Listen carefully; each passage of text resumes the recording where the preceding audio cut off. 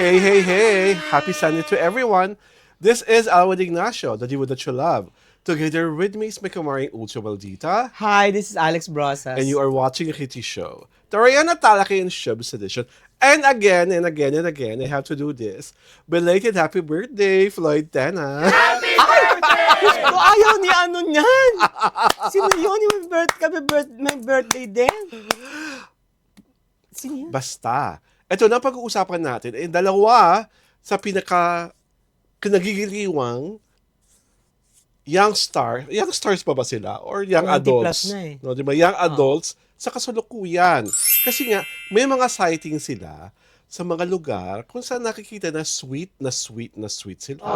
At lately nga, nakita sila sa The Philippines Last Frontier on Taray, sa Palawan. At Diyos ko. everyone is thinking out loud na nagpupulot gata na nga kaya sina AZ Martinez at Rafe De Leon? What say you, Mario? What is it about AZ and Ralph na ang mga tao ay kilig na kilig at giliw na giliw? Sino ba? Si AZ at si Ralph. Sino nga yung mga Ay, yon? naku, Chusera ka. Kunyari, di mo naman kakilala. Hindi nga, I don't know them from Adam. Chusera. I just, Oh, next topic na! Huwag na pag-usapan to! I just saw them sa Oh. social media. Oh, what about them? I don't know why they are so popular in social media. But me having a knowledge, a first-hand knowledge about them, that I cannot Diba? Eh, bakit nga nagkakagulo ang mga tao sa kanila? Just simply Because they look together. They look good together. They look good together. They're sweet together. Diba? They watch yung Casey Tandingan and Casey Tandingan ba yun? Oo, yung And asawa niya. yung asawa niya. Yung concert. Oo, nag-concert. Tapos, di ba, parang enjoy na enjoy sila. Tapos, there was even one time yata na were they in the bar ba or in talagang sweet-sweet sila. Tapos ngayon, kababirthday lang ni AC, parang may pa-surprise cake si Si Rafe. Si Rafe. Ralph ba yan? O Rafe? Rafe. Whatever. May parang kagigising lang ni yun. Tapos yun nga, may mga Tapos photos sa Palawan, that they were together.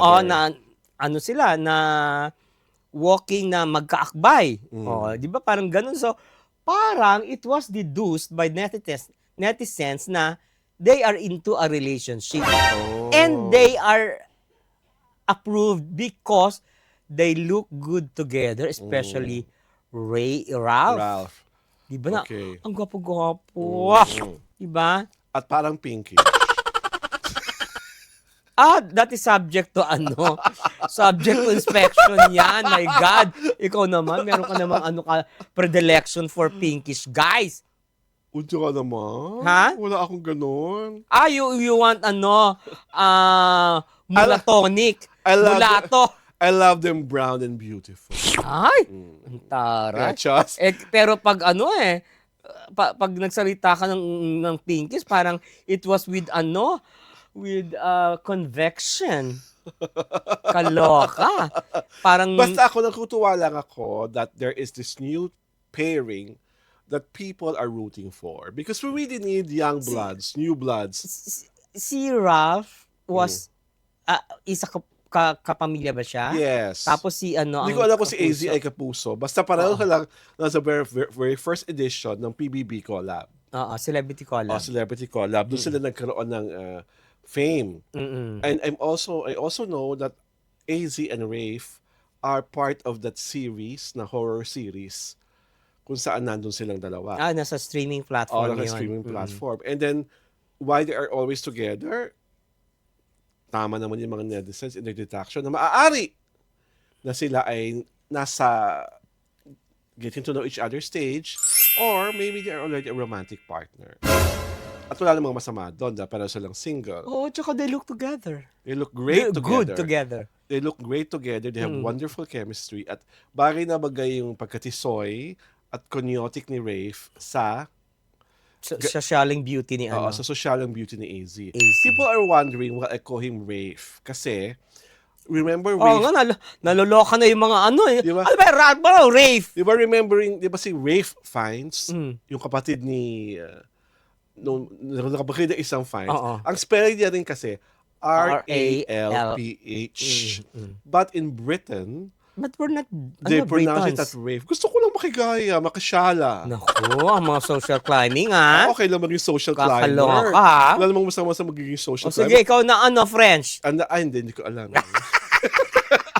Mag-aaral, alam ko lang si French, merci beaucoup. Ay, But thank you Diyos very ko, much. kaloka. Yun lang alam ko, merci beaucoup. At saka RSVP, respondez s'il vous plaît. Yun lang ang mga alam ko. Saka voulez-vous coucher avec moi ce soir? Ay! Diyos ko, ang taray. Yun lang. Kaloka. But I'm just happy na meron kang nakikitang dalawang tao na pwede malaking potential. And that is what we need. We need more talents na may potential, may chemistry. Tapos yung nakaka-arte. At saka newer and fresher talents are always welcome in this industry. Lalo na katagtatandaan Diba? na silang lahat. At saka lalo na ito kasi parang they are wreaking sosyalen, di ba? Yes. Di ba parang there's not an iota of cheapness in their personalities, di ba? That which is great. And di ba, if you were able to read or watch the conversations with Rafe, Oo. Iba. Diba? Matalino. Oo. Diba? Parang napag-iwanan yung isang din, matalino pero parang wala ng karir. Diyos ko. Favorite mo nga yun eh. Sino? Yung may kapatid na may asawang beauty queen.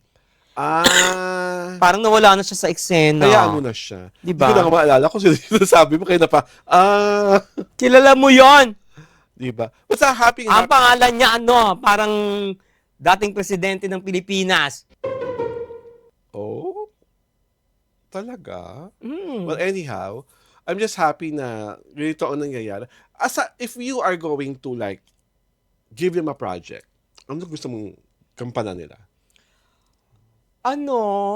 Kasi may saturation point na yung mga mga love team na panay di ba ganito. Kailangan yung yung love team nila hindi naka-anchor sa sa love. Sa pakilig. Hindi naka-anchor sa love. Dapat bago, naka-anchor sa hate. Oh. Or kaya Diba? naka-anchor sa mga characters na dark or dangerous. Mm-mm. Kasi I remember, there is one movie dati ni Mel Chonglo na gustong-gusto ko na never pang nare-remake ng kahit na sino, yung Teenage Marriage. Parang feeling ko, si Rafe at si AZ bagay sa gano'n. Di ba? That was a tandem of Maricel Soriano, William Martinez, Albert Martinez, and Snooki Serna.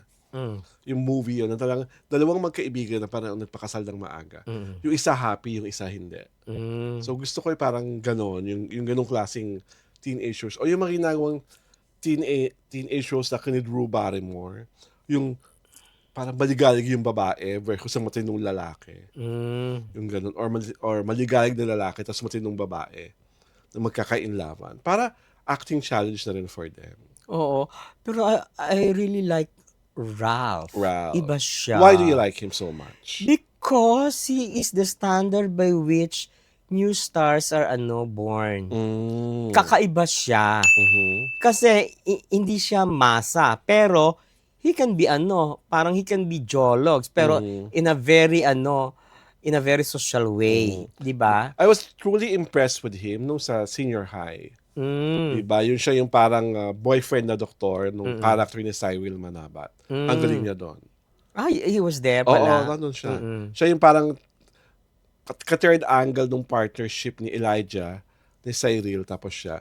Diba? Siya ba yun? Oo, siya yun. Yung doktor. Siya yun, yung doktor, yung oo. kalab triangle nga. Oo. Di ba si, naanak ka ni Oo, ni Elijah, Ni Elijah. character. Tapos, parang nagkahiwalay sila. Oo. Tapos si yun pala siya. Siya yun. Di ba? Ang Oo, galing niya doon. oo, Tapos, magaling nga siya doon. akala mo mabait yung pala. Kaso, I'm sorry, Ralph, I don't know you. Kaya hindi ko alam na ikaw pala yun. Tapos, akala mo mabait yung pala salbahe. Siya pala yun. Siya, ang dami palang red flag. Siya yun. Siya yung Kaya nung pagawang nakita red ko siya flag. doon, sabi ko, sino to? Tapos nung nakita ko nga siya sa PB ko. Nakaka-arte. Nakaka-arte. Oo. Saka the fact na lagi mo ka-eksena nun, si Cyril Oo. at si Elijah. Oo na, very fine actors. Oo, di ba? Meron pa nga silang confrontation sa Elijah nung nagsuntukan. Ay, Diyos ko. Diba? Kaya sabi ko, Parang you are so driven to him. No. I was driven by the fact that he's a very good actor. For someone who's so young. At alam mo namang, acting royals sa Cyril at si Elijah. Kung babanu-banu ka, Ay, lalamunin ka ng buhay. diba?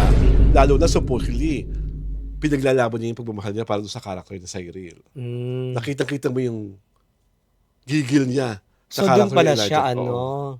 Doon siya talagang- unang nakakitaan ng promise as an actor. Oo. Kasi dapat na siyang i-build up ng todo-todo. Well, knowing the people from Star Magic, mahusay sila dyan. Mm-mm. Diba? So, kay AZ at kay Ralph, good luck and congratulations sa pabonggan niyo pang karera.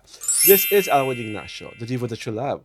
Together with Miss May Kamaring Ultra Maldita, Hi, this is Alex Brosas. and you are watching The Kitty Show, the Ryan Talakayan Showbiz Edition.